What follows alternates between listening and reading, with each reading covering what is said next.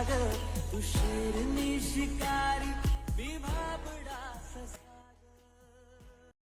अरे हो, थांब थांब, ब्लॉग तर चालू करू दे. हाय हॅलो नमस्कार, welcome back to the new video. सकाळी मुंबईवरून गावी आलोय. सो बघू आज काय काय करूया ते. आजचा दिवस माझ्यासाठी खूप खास आहे, कारण मुंबईच्या धावपळीच्या आयुष्यातून थोडा वेळ काढून मी पुन्हा माझ्या गावाकडे आलोय. मुंबईमध्ये नोकरी करताना रोज तीच गर्दी, तोच आवाज, तीच धावपळ आणि त्यामुळे मन अगदी थकून जातं. पण गावात पाय ठेवल्याबरोबर जो शांतपणा वाटतो ना, तो कुठेच मिळत नाही. गावाकडे येताना दूर डोंगरावर फिरणाऱ्या मोठ्या मोठ्या पवनचक्क्या दिसत होत्या. त्या बघताना अचानक लहानपणीच्या खूप जुन्या आठवणी डोळ्यासमोर आल्या. पूर्वी याच रस्त्याने आम्ही मित्रांसोबत पळत यायचो, रानात भटकायचो, झाडावर चढायचो आणि आज पुन्हा त्याच जागी आलोय. हे आमचं रान, खाली एक छोटंसं वावर काढलंय. आम्ही याला खिळा बोलतो. आता या वाटेने सरळ आम्ही डोंगराकडे चाललोय. डोंगराच्या पायथ्यालाच खूप लोकांचे गोठे आणि गायी बांधण्यासाठी जागा तयार केलेली होती. काही लोकांचे शेततळं डोंगराच्या अगदी पायथ्याला अशीच होते.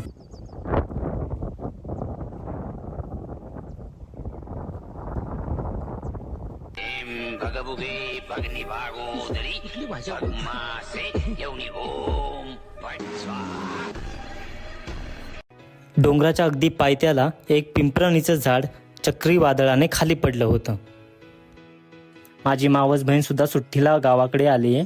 सो मी, आई आणि माझी मावस बहीण आम्ही सगळे मिळून रानात फिरायला निघालोय. डोंगराच्या पायथ्याला मोठमोठी आंब्याची झाडं आहेत. काही आंबे पिकून खाली पडलेले दिसत होते, तर काही आंब्यांना पक्ष्यांनी चोची मारलेल्या होत्या. घरून एक मोठी पिशवी घेऊन आलोय. त्यात करवंद, आंबे आणि पाण्याची बाटली ठेवायला सोय केली, कारण आज ठरवलंय की भरपूर करवंद आणि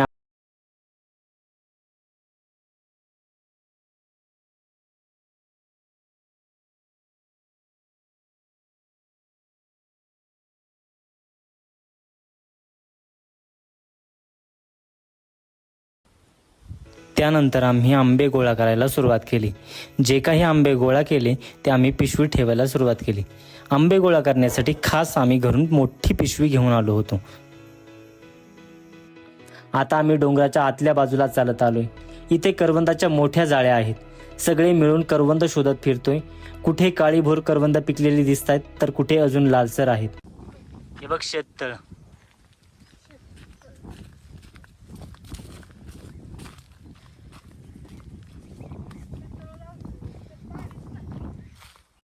हाय पाणी, तुला दिसतंय का? अरे हाय हाय.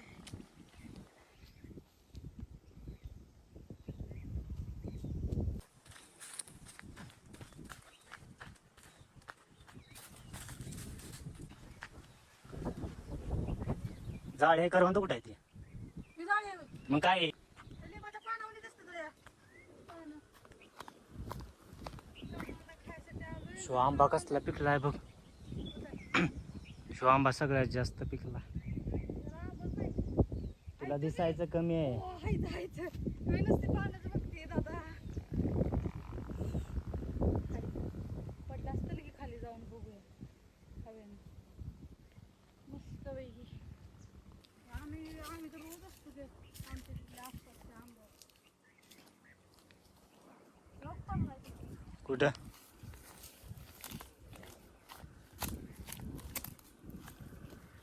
आत बी किती पडलं तरी जायचं कसं पण. अहो आता नका पिकलेलं आहे इथं बाया.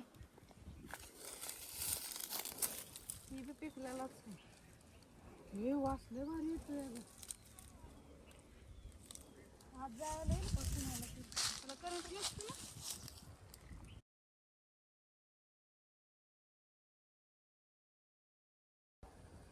पाड लागलाय.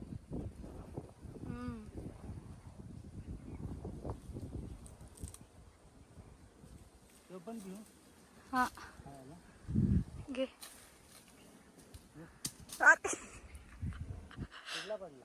पडला पडला आत पडला.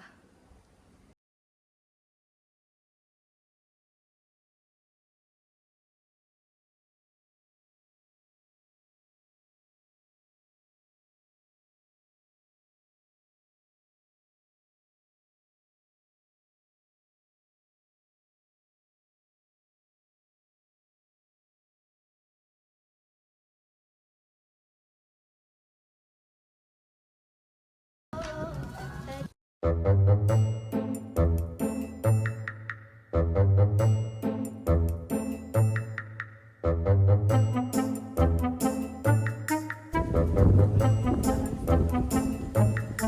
लागलं. हा मग तसं लिहायचं.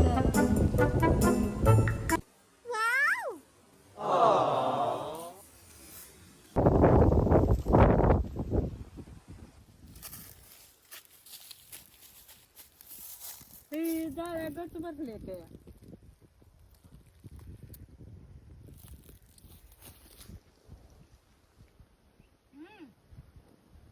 जवळ जाऊन जा.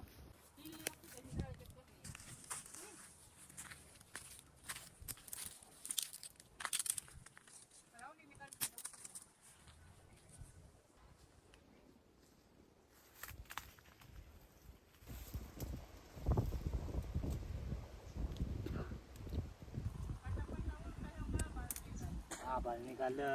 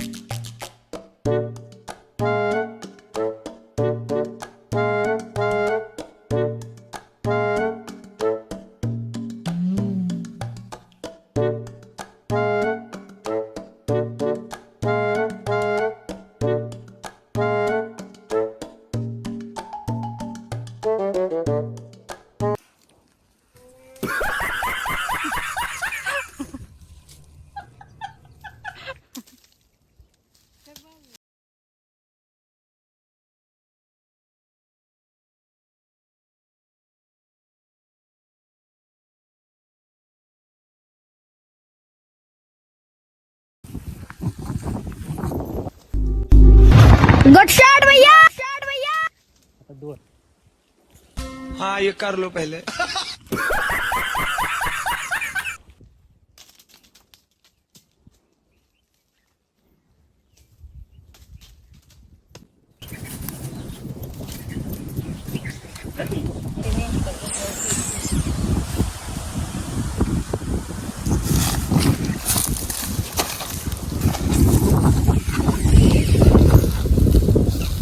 हाँ ये कर लो पहले.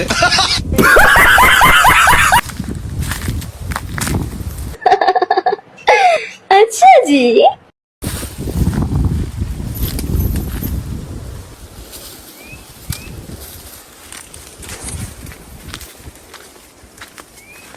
मोबाईल घेतला का मागला तू?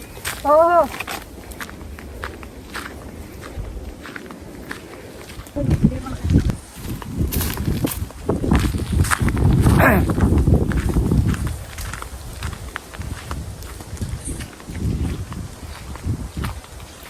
A few moments later. स्वतः घरी पोचलोय. घरी आल्यावर सगळे करवंद आणि आंबे बाहेर काढले. तितक्यात गावात समोसेवाला आला होता.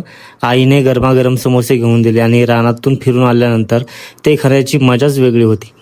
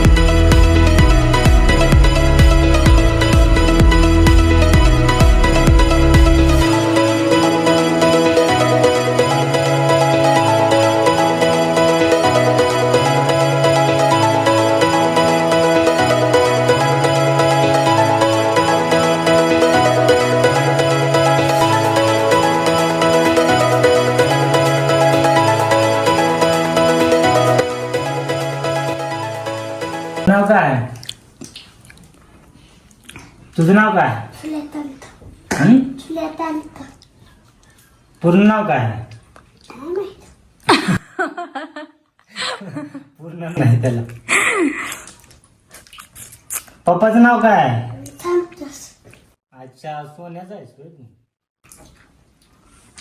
आणि तू, तुझं नाव काय? तुझं नाव काय? आणि पप्पाचं नाव काय? पप्पाचं नाव जयराम. का तू करवंदाला येतील का मध्ये? नाही बाई, तू येतो ना. तू टायगर आहे, तू येणार. हे बघा आम्ही किती करवाना काढले बघ. करवंदाला गेलतो. खा.